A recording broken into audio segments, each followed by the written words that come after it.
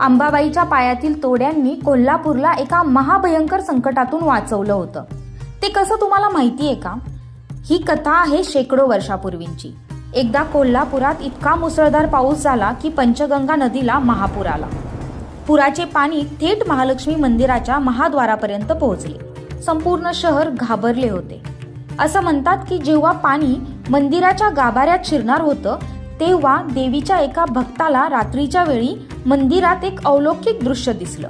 एक तेजस्वी स्त्री आपल्या पायातील जड सुवर्ण तोड्यांच्या आवाजात धावत मंदिराच्या महाद्वाराकडे जात होती.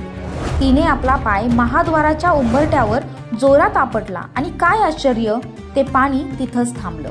नदीचा पूर ओसरला.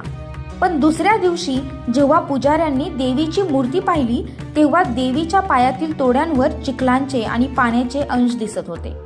आजही आई अंबाबाई आपल्या भक्तांच्या रक्षणासाठी अशीच धावून येते. तुम्ही कधी कोल्हापूरला गेल्यावर देवीच्या पायातले तोडे नीट पाहिले आहेत का?